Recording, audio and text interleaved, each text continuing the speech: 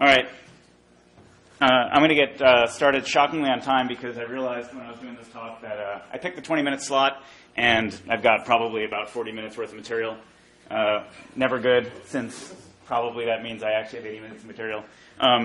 So I'm just going to get started, and people that come in a little bit late will miss the introduction, probably won't miss anything. So this is a talk about a module called Chi. Some people call it CHI. Some people call it Chi. Really doesn't matter when you type it, but I always call it Chi. And this is a universal caching module for Perl. And I'm going to talk about kind of introducing the module for people that don't know what it is, and then talk about kind of just a grab bag of features in it. Like I said, I have more than enough material for this, so I'm going to try to pick my features wisely. Okay, so Chi didn't stand for anything. It just kind of sounded like caching. But then people kept asking what it stood for, so I decided it stood for Cache Handling Interface, or someone came up with that on the mailing list. And the basic idea is to provide a standard interface and implementation for Perl caching. This is kind of overstatement of the year when I say this, but it's like a DBI for caching.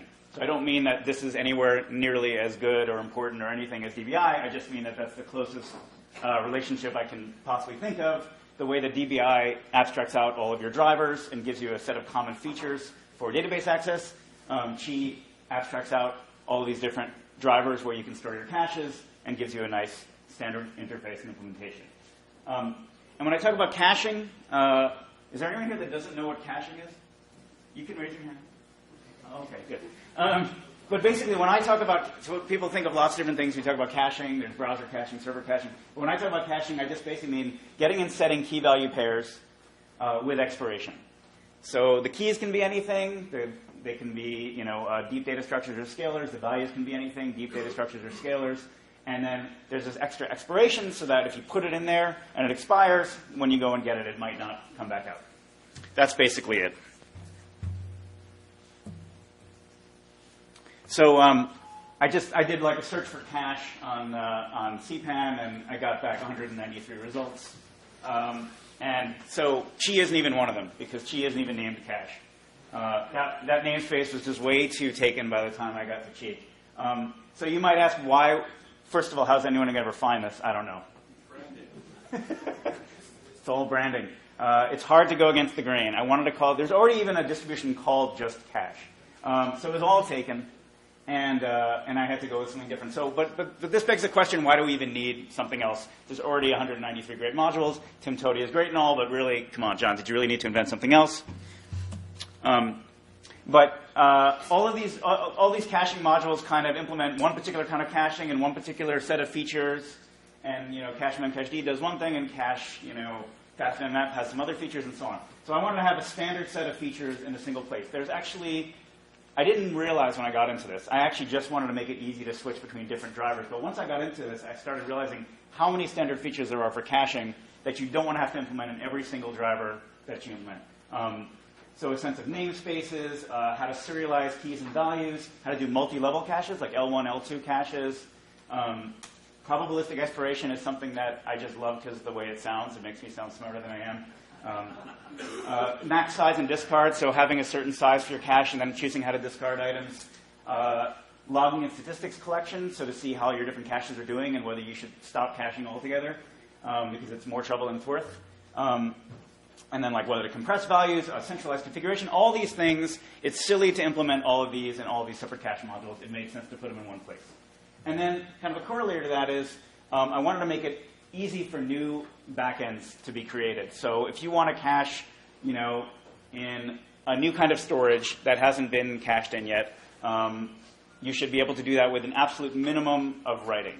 And at the time that I wrote this, the default was cache, and it made it kind of hard to create new backends. You had to write a couple different classes, and there you had to define quite a lot. And that was what initially got me into this, was I was sick of that, and I really wanted to make it incredibly easy to write a new driver.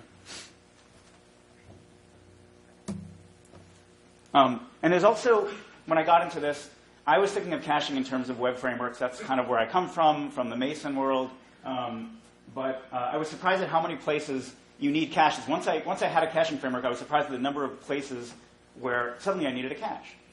So web frameworks like Catalyst and Dancer, obviously you want to cache a page, you want to cache part of a page. Sessions. A session is basically a cache, right? There really ought not to be all these. A session is basically like the cookie or whatever you get your session ID from is the key, and then you just need some cache. And it has some expiration, like maybe you only want the sessions to last for an hour. So really a session is just a cache. ORMs, like DBX class, rows DB object, obviously can use this. When you want to fetch rows again and again from the database, you might want to cache them so you don't have to keep fetching them from the database. Templating, both Template Toolkit and Mason have some version of caching going on so that if you're going to render the same template again, you shouldn't have to do the work. And then I started getting into even more and more obscure areas. Like I'm writing a code processing module, which I'll be giving a small talk on later on in the lightning talks, that kind of does Perl tidying, Perl critic, and a bunch of other things over a whole code base. And I realized you don't want to have to process every file every time. You want to have a cache so that if the file hasn't changed, you don't process it again. So even there, you need a cache. And at some point, I would love to try to tackle Moose startup time and see if there's like a way to use caching there to improve startup time. So the point is, there's lots of places that need caches. Okay, so this is the basic using Chi. The first line is, this pointer I think is laughable, but the first line is you just create a new object, and you really have to pass it two things. You have to pass it a driver, which tells it, are you caching in memory, in a file system, in the database, in memcached? What are you doing? Where are you storing it? And then this will basically map to a subclass or a plugin. And then you need a namespace of some kind. If you don't put in a namespace, it'll default to main. But I'll talk about in the next slide, a namespace is a way of sort of dividing up your caches in your program so that they don't interfere with each other. And then there's kind of two basic APIs for getting and setting things out of the cache. This is kind of the classic way. This is the one that Cache had. This is the one that probably 99% of the cache modules out there have. And in fact, it's kind of, when people expect to get a standard cache object, this is the one they expect. You have a get and a set. So you get some key. If it returns undef, that means it wasn't in the cache. If it returns an object, then it was in the cache. So if it wasn't in the cache, you call some function like, okay, get customer from database with a name. Now you have this object. Now you have to put it in the cache so that next time you won't have to compute it again. So you do a cache set, and this time you give it the same key again. You give it the object, and then you give it some idea of expiration. So this is like 10 minutes, meaning that after 10 minutes, this thing will expire, and you'll have to get it again. There's a lot of other options and so on, but this is kind of the basic thing, and this is the way that cache works, and a lot of other cache modules work, cache memcached, and so on. There's actually a better way to do this, and Chi is one of the few modules that implements it, I think, although it might have been adopted elsewhere. And these two codes are exactly equivalent, by the way. So in this one, we say cache compute, and we give it the key, and we give it the expiration time, and then we give it a code routine to call if the cache is not there. So it's doing the same thing. It's saying, look, I don't care how you get customer object. If you need to go to the cache, if you get it from the cache, great. If you can't get it from the cache, then run this code to get it, and then put it in the cache. But either way, just hand me back a customer object. Now, can anyone think of why this might be better using this second method as opposed to the first method? You mean, right, it's less code. Less boilerplate, right. So that's true. And you also you don't have to put the key in twice, and you might get the key different here, right? Is there any other reason that someone could think? One call instead of two calls, right. That's true. Well, underneath, though, to be honest, it's doing a get and a set, so it's probably not really more efficient. But there's less queuing delay if it's distributed. By having one call. Maybe that's true, yeah. You can also change it later more easily if you want to change between returning on def and getting right. it at the time. That's true. Okay. And it's a lot easier to read. Okay. I'm going to just kind of put this in the back of your mind. Later on, I'm going to get to some interesting other advantages of this compute, but I'll kind of leave that to you guys. Okay, so like I said, a namespace, this comes from cache, and it was a great idea. A namespace is a way to separate cache keys into silos, where the silos are completely independent. So when you pass your cache a namespace, you can feel confident that no matter what stupid keys you pick, even if you use the key 1 and 0, foo and bar, whatever, it will not interfere with any other namespaces, right? So you can think of it kind of as the namespace being appended to the key. So you take a namespace and a key, and you combine those, and that's what's ultimately going into your cache. That is actually how it's implemented in some of the drivers. So the memcached driver, memcached, is it memcached or memcached? Am I pronouncing it right? Memcached, okay. I don't talk very Memcached doesn't have a concept of namespaces, so you have to append the namespace to the key and then just send Memcached a key. But other drivers have smart ways of implementing namespaces. But in general, you can inspect and configure and clear these namespaces independently. So for example, you can say, all right, this particular namespace, I want to see what all the keys are in this namespace without seeing any of the others. Or I want to configure this namespace to go to the file system, but this namespace to go to Memcached. Or I want to clear everything in this namespace without touching anything else. Now, this is not always possible. Like Memcached in particular makes this kind of difficult, but in most drivers, this is possible. And it's typically the package or the template name that you're in, or maybe the script name. So for example, that just keeps it easy. So every time you're in every time you're in some package and you want to cache, you just give it __ package. You just give it the class name. And then that way you know that your cache is scoped to that package, and no one else is going to touch your cache, and no one else is going to be able to read from it. And if anyone else wants to read from your cache, they're going to have to call a method on you, to read it. So that's a nice kind of scoping going on there.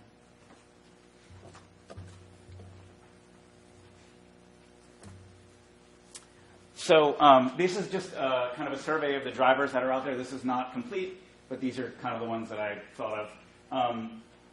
There's memory and raw memory. The difference between these being that raw memory, like every other driver, will actually make a copy of your data before it puts it in the cache, and it'll make a copy when it comes out. Whereas raw memory will actually store raw pointers. Raw memory is actually, obviously faster, but it's also kind of goes against the grain, and it's, if you were to replace some cache with raw memory, it would behave differently, and you'd be able to actually, by changing the object, to be able to change what's in the cache. So it's kind of left as a separate driver. But this is a memory cache. File is another one that comes with Chi, and it's just hierarchical, one file per entry. It's, it's very reliable, but kind of slow. You got fast mmap, which is memory map files. It's faster. Berkeley DB is also faster. These all pretty much work on a single machine.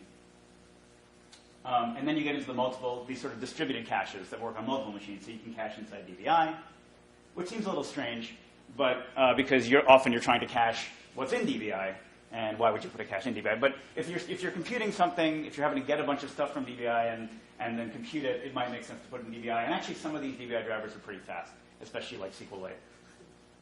And sometimes that's just the only distributed thing that you have. And then there's all these other distributed kind of Memcached, Redis, Tokyo Tyrant. There's drivers for all those.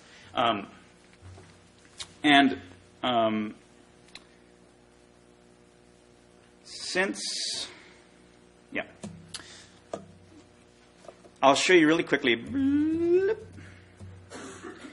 I wasn't sure whether to show the slide. But basically, this is what's involved in creating a driver. All you need to define for a driver is how to fetch from the driver, how to store something to the driver, how to remove, and how to clear all the keys, and how to get all the keys. So if you just create a little subclass and define these 5 methods, you've created a new driver for whatever kind of storage you wanted.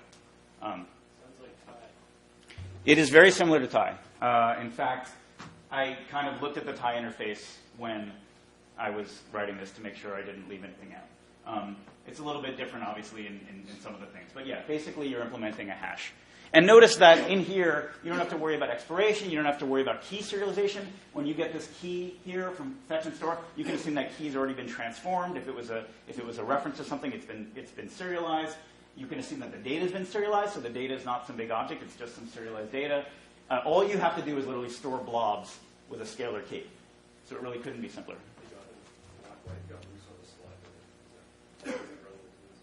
Why do I have Moose on the slide? Because Chi is based on Moose, these are Moose subclasses. Yep.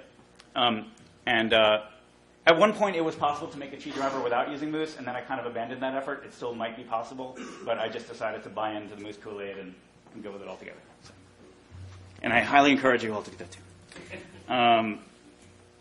Okay, so I talked about this fancy-sounding probabilistic expiration, and it sounds all Star Trek-y. This is good for avoiding something called misstampedes, which is another name that I love, and this is from the Memcached community. So a misstampede is when you set a cache to expire in, let's say, 1 hour, or in this example, it's 20 minutes. So you set a cache to expire in 20 minutes, and let's say you've got multiple machines all kind of getting this cache, everything's fine. All of a sudden, the 20-minute moment arrives, and let's say this thing takes 10 seconds to compute. Well, within that 10 seconds, everyone that goes to the cache sees a miss, and they're all going to try to compute it too. And you end up with this thing where 30 processes are all going to the database, all trying to compute the same thing at the same time. That's called a miss stampede, and it can, cause your server load mysteriously to jump every 20 minutes. Like, what is going on? So this was a way to avoid that. This expires variance, if you give it that. It says, don't expire exactly when I say. Expire in some period. And make a random choice for every process that comes along. Because you don't want all the processes having to talk to each other. If you have to sync up and say, wait, no, I'm computing it. No, actually, that guy said he was going to compute it first. That's just way too much syncing and way too much writing and so on. So this is just using probability. So if I say expires variance 0.25, that means that sometime between 15 and 20 minutes, this will start returning on def when I try to get it. And probabilistically, the probability will increase as you get closer to the end. So at 15 minutes, there's a tiny chance. At 15 minutes and 1 second, there's just an infinitesimal chance that it'll return expire. At 17.5 minutes, there's a 50% chance. And finally, when you get to 20 minutes, there's a 100% chance. So the idea is that at 17.5 minutes later, this guy may return undef and may return the value. So that way, you can use this with the compute API. You can use it with the getSet API. The idea is you can just assume that the thing's expiring, but in reality, each process is receiving different value. What that means is that by generally, only 1 or 2 processes instead of a whole bunch of processes will expire and recompute for everyone.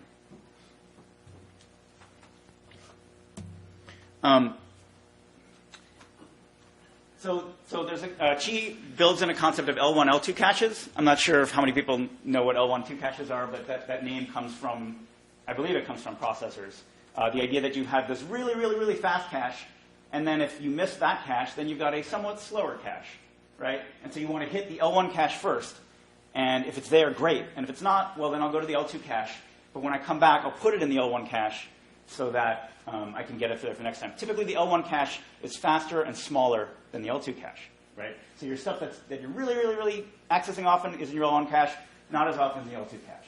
So sessions are a particularly interesting problem. And I was actually at work thinking of how to store sessions because we're actually going from one machine to multiple machines, amazingly enough, on our web server at work. And suddenly we can't store them in the file anymore.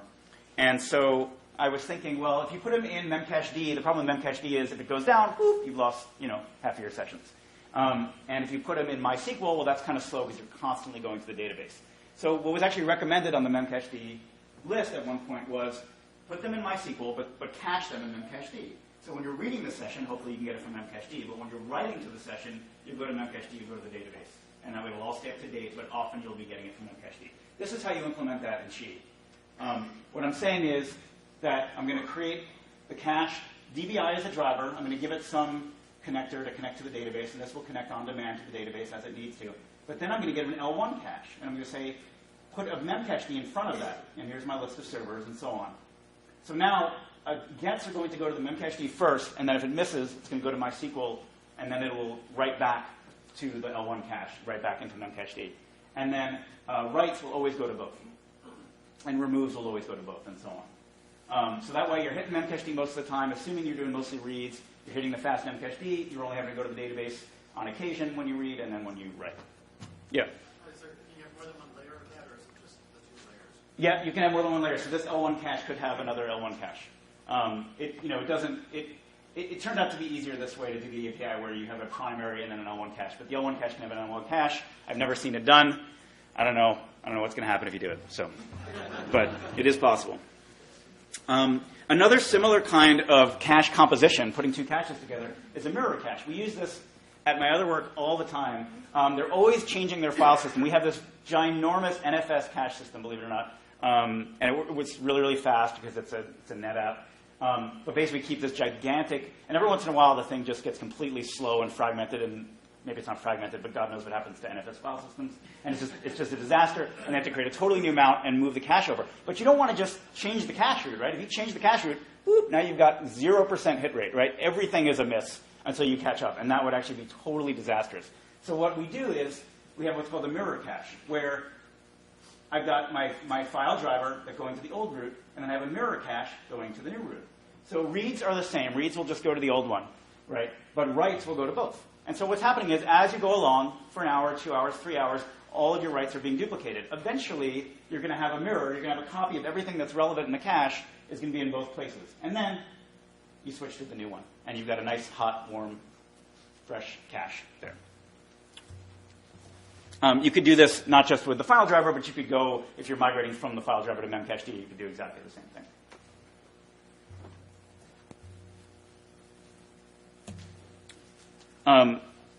Another thing I came up with was chi Memoize. Memoize is to basically take a function and cache the result of that function based on its arguments.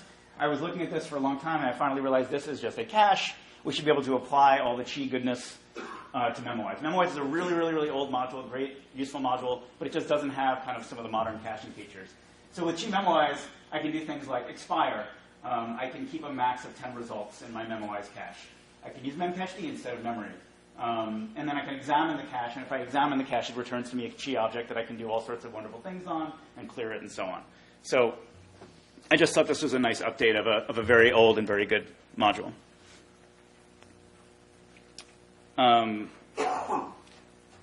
It's 11:20, so I'm supposed to stop, aren't I? Should I go on for 2 minutes? Yeah, you have a few more minutes. Okay. If you could stay closer to the mic, it will help our recording, because I think we're using the audio sometimes when you step too far away. Okay. And we're going to try and switch the things over to the other side of the window. I'm going to have to do this all again, aren't I? You don't mind, do you? All right. This is about, no. Okay. So the mystery of why is compute better that I mentioned earlier, right? So there's this compute. Yes, it is less typing, absolutely. It has two other things that I like about it. One is that it makes possible background recomputation. So the idea is, let's say you're getting really close to the end of this 10 minutes when this thing expires. You're at 9 minutes and 30 seconds. You're at 9 minutes, whatever. You might decide, you know what, I'm going to return this old value, but I'm also going to kick off a background process to compute this value, right? Because if someone's getting it at 9 minutes and 30 seconds, locality-wise, probably someone's going to get it pretty soon again. So this is a way to say, because you've given this code reference, you can easily take this code reference and fork off a process or do something, create a mod Perl cleanup handler, or do something that after you've returned the result to the user, you actually go ahead and compute this in the background. I put a star here saying this is completely theoretical. It hasn't been implemented, but I still like the idea. It's hard to implement because you'd have to specify kind of when do you do this, what's the threshold when you background recompute and stuff. I haven't figured out the API, but I still like it, and it's the other great thing about this is that you can actually measure the compute time. So Chi gives you the ability to measure all kinds of statistics, like how long do gets take, how long do sets take for every namespace, how many keys are in your cache, and all this kind of stuff. But if you're using the getSet API, there's no way to tell how long does the thing actually take to compute. And that's a really, really important value, right? You want to know, is this cache useful? If it only takes 1 millisecond to compute the value you're trying to do, then why cache it? So this allows Chi to compute exactly how long this computation takes. And that lets you measure cache utility. And cache utility basically says, is this cache worth it, right? So in the cache case, you have to take, if you're caching it, you have to take, well, you always have to do a get. And then when you don't hit, when you miss, you have to take the cost of a compute and the cost of a set. And sometimes the cost of a set is pretty large, right? And when we're going to NFS, it's actually pretty large. So we have to determine all this. Versus, what if we just compute the damn thing every time? Maybe it's faster. And so this ratio is really important. If this ratio is less than 1, then guess what? You should just get rid of this cache entirely. Because it actually would be faster just to compute it every time than it would be to, let's say, set it half the time because your hit rate is only 50%. I'm always arguing this at work where we have over 200 cache namespaces, and we spend a tremendous amount of NFS time caching. And I always say, we don't need all these caches, but I haven't had the proof yet. So what I'm going down now is changing all of these 200 APIs to use the compute API so that I can then compute this and say, see, half of your caches are useless. I don't know if that's true or not. Oh. I just had a quick question. Yeah. The new interface is more elegant, but it seems like it doesn't facilitate explicit cache invalidation. How do you solve for that? Oh, well, both of those I did not show you explicitly. Yeah, there is an expire call, so you can call up any cache object and explicitly expire it. And explicit expiration is great. If you can manage to explicitly expire things, that is much, much better than time-based expiration. It's much more exact. It's just really, really hard. We're facing this too, where trying to figure out what dependencies, like if you change this data, what are all the caches I have to expire, is really, really hard. But no, it lets you do that. It just ends up being really hard. So I just mentioned that Chi will, if you enable statistics, it'll log all these things, like for every namespace, the number of hits, misses, and sets, the cost of a get, set, and the compute, the average key and value size, and it'll give you this nice log file that it then helps you parse. And pretty soon I'll have a web page as well that's kind of open source to let you view all this stuff. Anyway, thanks for your patience. Sorry for taking up a little extra time.